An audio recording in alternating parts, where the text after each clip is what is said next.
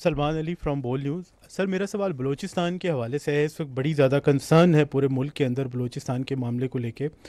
آپ نے آپریشنز کا ذکر کیا 25 اور 26 کی جو ویل کوآرڈینیٹڈ ٹیرر اٹیکس تھے ان کا ذکر کیا. ہم سب جانتے ہیں کہ وہاں پر ایک آن گوئنگ آپریشنز موجود ہیں, فورسز موجود ہیں, اور ڈیفینیٹلی ان کو سپورٹ کرنے کے لیے انٹیلیجنس نیٹ ورک بھی موجود ہوگا. تو کیا آپ نہیں سمجھتے کہ آپ کے آن گوئنگ آپریشنز کے باوجود آپ کے جو انٹیلیجنس نیٹ ورک ہے اس کے ہوتے ہوئے بھی یہ اتنا بڑا ویل کوآرڈینیٹڈ اٹیکس ہوئے, تو یہ آپ کی جو فورسز جو کہ وہاں پر کارروائیاں کر رہی ہیں پہلے سے موجود ہیں, اور جو آپ کا انٹیلیجنس نیٹ ورک ہے, تو کیا اس کے اوپر یہ ایک بہت بڑا کویسچن مارک نہیں ریز ہوتا کہ یہ کیا آپ کا نیٹ ورک جو ہے, آپ کی فورسز جو ہیں, کیا ان کی کیا پرفارمنس ہے؟ دیکھیں, بلوچستان کے اوپر ایک بار آپ اجازت دیں گے تو مجھے تھوڑا سا آپ ٹائم دیں تو میں اس کو ذرا کھل کے بات کرنا چاہوں گا اس کے اوپر. بلوچستان جو ہے نا, یہ پاکستان کی جان ہے, یہ ہماری شان بھی ہے اور آن بھی ہے. اور جہاں تک فوج کا تعلق ہے, شاید ہی فوج میں کوئی افسر ہو جس نے بلوچستان میں سرو نہ کیا, اس نے وہاں ٹریننگ نہ حاصل کی. ہمارے لیے تو یہ ایک دوسرے گھر کا درجہ رکھتا ہے. اٹ از 45% آف پاکستان رقبے کے لحاظ سے, آلموسٹ 45%, تھوڑا سا میرا خیال ہے کم ہے 45. اور اس کے مقابلے میں اگر پاکستان کی آبادی 25 کروڑ ہے تو بلوچستان کی جو آبادی ہے وہ 14-15 ملین ہے. تو جو ایک زیادہ رقبے میں کم آبادی کی وجہ سے جو مسائل ہیں وہ وہاں حقیقتاً جنم لیتے ہیں. تو this we first need to understand. اور یہ کہ یہ بلوچستان جو سا ہے اس میں خالی بلوچ نہیں ہے, اس میں پختون بھی ہیں, اس میں براوی بھی ہیں, اس میں ہزارہ جات بھی ہیں, اس میں سیٹلرز بھی ہیں, اور دیگر قومیں بھی آباد ہیں. اور اسی طرح جو بلوچ ہیں وہ پاکستان کی کثیر تعداد پاکستان کے دوسرے علاقوں میں, وہ پنجاب میں, سندھ میں, کشمیر میں, گلگت بلتستان میں, خیبر پختونخوا, ہر جگہ نہ صرف آباد ہیں بلکہ وہاں کی معاشرت میں اور معیشت میں رچے بسے ہوئے ہیں. تو کہنے کا مطلب یہ ہے کہ بلوچستان اس حسین امتزاج کا نام ہے جو پاکستان ہے. اینڈ مور دین دیٹ, اگر آپ دیکھیں تو بلوچستان کی تاریخ, تہذیب, تمدن کو دیکھیں تو یہ مسکن ہے انتہائی جفاکش, غیور اور ذہین لوگوں کا. آپ ابھی ریسنٹ ایگزامپلز اٹھا لیں, اسرار خان کاکڑ, قلعہ عبداللہ کا, he is the president of the Oxford student union.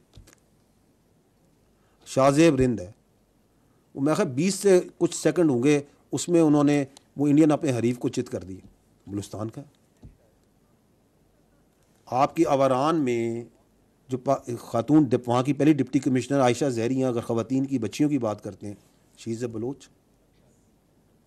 آپ کیچ میں جائیں, وہاں پہ قصبہ ہے بلیدہ, اس کے ڈاکٹر عبدالصمد یار جان از دی فرسٹ جو خلائی سائنسدان ہے جو کیمبرج یونیورسٹی میں پاکستانی, پہلا پاکستانی جو سائنسدان ہے. ابھی کی بات کریں, یہ جو موسیٰ زئی, محب اللہ موسیٰ زئی, جنہوں نے اپنی جان پہ کھیل کے لوگوں کو بچایا. یہ ہے بلوچستان کی حقیقت, یہ ہے اس کا اصل پوٹینشل, یہ ہے جس کو ہم کہتے ہیں کہ یہ ہماری آن ہے, شان ہے اور جان ہے. اور اگر میں فورسز کی بات کرتا ہوں تو there are many officers, soldiers جو فوج میں ہیں, جو آپ کے ایف سی میں ہیں, جو بلوچستان سے ہیں. شاید ہی بلوچستان میں کوئی ضلع ہو, کوئی جگہ ہو, کوئی قصبہ ہو جہاں پہ شہیدوں کی قبریں نہ ہوں, قانون نافذ کرنے والے اداروں کے شہیدوں کی قبریں نہ ہوں, جنہوں نے اس ملک کی خاطر جان نہ دی. تو we must first understand what is Balochistan. یہ جو ڈی سی پنجگور ہے, ذاکر بلوچ شہید, ان شہیدوں کے نام لیں, یہ بلوچ ہمارا فخر ہے.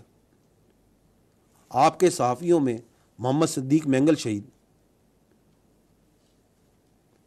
پولیس میں بات کریں نواز گشکوری شہید, لیفٹیننٹ جہانگیر مری شہید, ابھی 2024 میں شبیر بلوچ شہید ہمارے سپاہی, اور کتنے شہداء ہیں اس بلوچستان کے جنہوں نے اس ملک کے لیے جان دی. دس از واٹ بلوچستان از. اب اس بلوچستان کے اندر جو سا ہے وہ بیانیے بنایا جاتا, بیانیہ بنائے جاتے ہیں. مٹھی بھر دہشت گردوں کو جو سرپرست کرتے ہیں وہ بیانیہ بناتے ہیں احساس محرومی کا, وہ بیانیہ بناتے ہیں ریاستی جبر کا، وہ بیانیہ بناتے ہیں کہ حقیقی نمائندگی نہیں ہے ہماری. بالکل بناتے ہیں. ہمارا کام یہ ہے کہ let us cut through these بیانیاز، ان کی حقیقت دیکھیں. کیونکہ آپ جب ان بیانیوں کو، یہ جو میں نے آپ کے سامنے حقائق رکھے ہیں، ان زمینی حقائق اور باقی حقائق کے ساتھ رکھیں گے تو آپ کو ان کے بیانیوں میں تضاد نظر آئے گا، جھول نظر آئیں گے. احساس محرومی کا بیانیہ. اس سال بلوچستان کا جو بجٹ ہے وہ تقریباً 750 ارب روپے ہے. اس میں سے 520 ارب وفاقی حکومت نے دیے، تو 70% وفاق نے دیے. یہ ہے حقیقت. ایکسپلائٹیشن اور ریسورسز کی بات کرتے ہیں. یہ بیانیہ بناتے ہیں نا، یہ جو سرپرستی کرتے ہیں ان مٹھی بھر دہشت گردوں کی. یہ بلوچستان حکومت 254 ارب روپے صرف منافع لیتی ہے رائلٹی سے.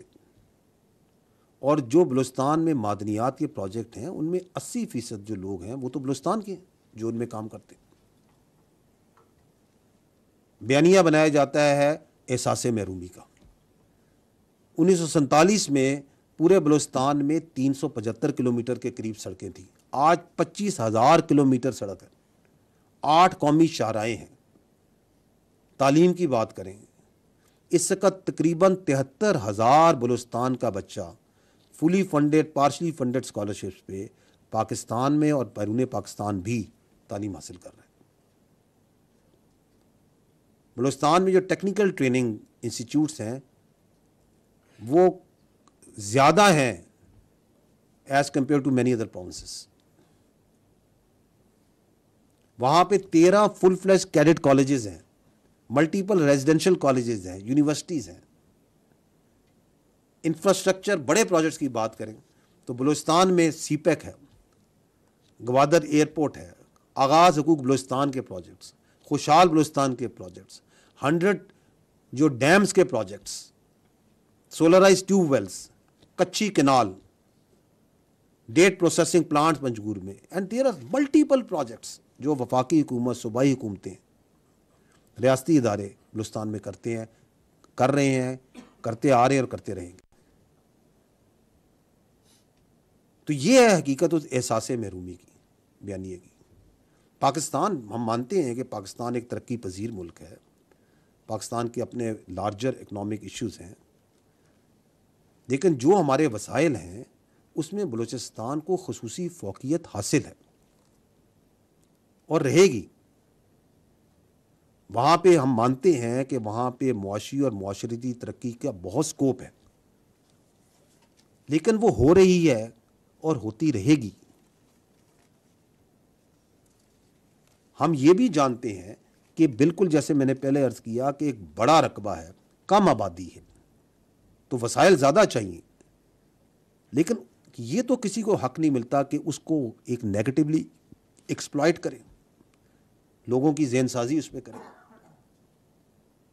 اب آپ دیکھیں یہ جو بیانیہ بنتا ہے کہ جی ہماری حقیقی نمائندگی نہیں ہے، تو میں یہ آپ سے سوال کرتا ہوں کہ آپ یہ بتائیں کہ بلوچستان میں کون سا سیاسی نظام ہے؟ وہی سیاسی نظام ہے جو باقی صوبوں میں ہے، جو پاکستان میں. کوئی ڈفرنٹ ہے وہاں پہ نمائندگی دینے کا نظام؟ It is the same. تمام جو سیاسی پارٹیاں ہیں، چاہے وہ قومی لیول کی ہوں یا نچلے صوبے کے لیول پہ بھی ہوں، وہ بلوچستان کی سیاست میں بھرپور حصہ لیتی ہیں. مختلف اودار میں ان تمام سیاسی پارٹیاں کسی نہ کسی وقت میں بلوچستان کی حکومت کا اور نیشنل لیول کی گورنمنٹ کی، فیڈرل کی گورنمنٹ لیول کی گورنمنٹ کا پارٹ رہی. ان 17 کے قریب جو بلوچستان کے چیف منسٹر ہیں، آپ شاید جانتے ہوں گے، وہ 17 کے 17 جو سے ہیں وہ بلوچ ہیں. اور احساس یعنی کہ نمائندگی نہ ہونے کا، محرومی ہونے کا بیانیہ بنایا جاتا ہے. فیڈرل لیول پہ آئیں آپ تو بلوچستان سے ملک کے وزیر اعظم رہے ہیں، جو آپ کے چیف جسٹس آف پاکستان ہیں. عدلیہ میں، فوج میں، بیوروکریسی میں اعلیٰ عہدوں پر ایک بڑی اچھی تعداد بلوچستان کے لوگوں کی ہے، اور ہمیشہ سے رہی ہے اور آگے بھی رہے گی. آپ پولیٹیکل پوزیشن میں چلے جائیں، ہمیشہ سے رہی ہے. تو پھر پرابلم کیا ہے؟